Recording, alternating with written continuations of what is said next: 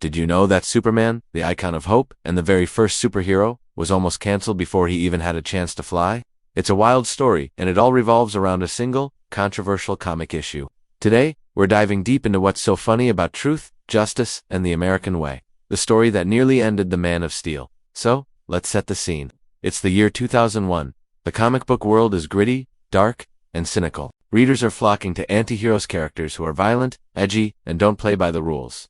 Think Punisher, think Spawn. In this landscape, Superman, with his bright colors and unwavering moral code, started to look, well, a little old-fashioned. Sales were dropping, and fans were calling him boring, a relic of a bygone era. DC Comics was in a tough spot. They needed to make Superman relevant again. But how? This is where writer Joe Kelly and artists Doug Mahnke and Lee Bermejo step in. They were tasked with creating a story that would address this criticism head-on. Their answer was Action Comics issue 775, and boy did they deliver. The story introduces a new team of heroes called the Elite. Their leader is a telekinetic powerhouse from Manchester, England, named Manchester Black. He's got a Union Jack tattooed on his chest, a punk rock attitude, and a very simple philosophy: kill the bad guys. No trials, no prisons, just instant, lethal justice. And the public absolutely loves them for it. The Elite are a direct mirror of the gritty anti-heroes that were so popular at the time. They're cool, they're ruthless, and they get results. They make Superman and his methods look slow and ineffective. As the Elite's popularity soars, Superman's plummets. People start to question if his way is still the right way. Does saving villains only lead to more death and destruction down the line? It's a powerful and uncomfortable question.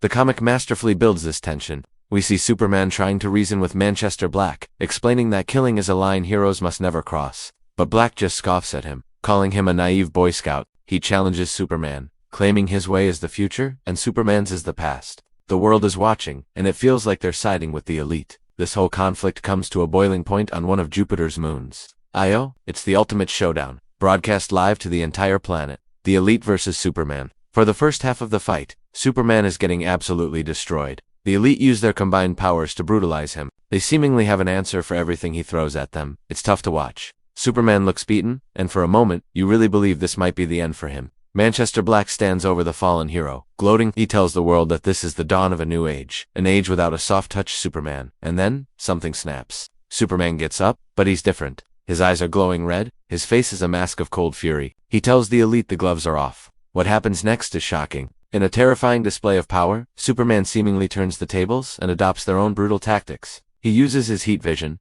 but not to disarm. He supposedly lobotomizes Manchester Black with a microburst of heat vision, severing the parts of his brain that control his powers. He creates a super-fast whirlwind to suffocate another member of the Elite. He traps another in a bubble of pure vacuum in deep space. He throws the last one into the sun. It's brutal, efficient, and utterly terrifying. The world watches in stunned silence. Superman, their beacon of hope, has just become a killer. Manchester Black, now powerless and terrified, is the last one standing. He's on his knees, weeping, accusing Superman of being no better than him. And this is the moment, the climax of the entire story. Superman stands over him, and with a calm, chilling voice, he explains everything. He didn't kill anyone. He just made it look like he did. The lobotomy. It was precise heat vision that gave Black a concussion and temporarily disabled his powers. The suffocated member, he just sucked the air out of her lungs. She'll be fine. The others were safely teleported to a Justice League holding facility just milliseconds before they would have been harmed. He reveals that he could do this to every villain, anytime he wanted. He could rule the world with an iron fist if he chose to. But he doesn't, because that's not what being a hero is about. He delivers one of the most powerful lines in comic book history. Dreams save us. Dreams lift us up and transform us. And on my soul, I swear, until my dream of a world where dignity, honor, and justice becomes the reality we all share, I'll never stop fighting, ever. In that moment, Superman wasn't just defeating the Elite, he was defeating the entire trend of cynical, gritty, anti-heroes. He proved that true strength isn't about how hard you can hit, but about the restraint you show when you have all the power in the world.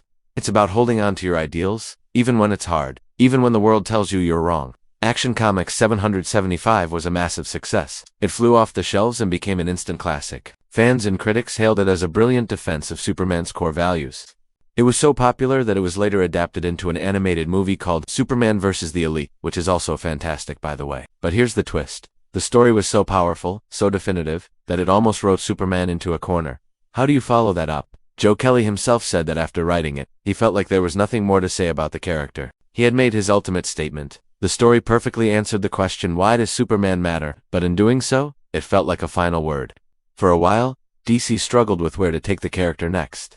They had saved him from irrelevance, but now faced the challenge of moving him forward after such a monumental story. Of course, as we know, Superman did continue. Writers found new challenges, new angles, and new stories to tell. But Action Comics 775 remains a landmark issue. It's a testament to the enduring power of hope and optimism in a cynical world. It reminded everyone that Superman isn't just a strong guy who can fly, he's an idea, the idea that we can be better. So, the next time someone tells you Superman is boring or outdated, you can tell them about the time he faced down the entire 90s anti-hero trend, and won, not by becoming like them, but by proving why his way was, and always will be, the right way.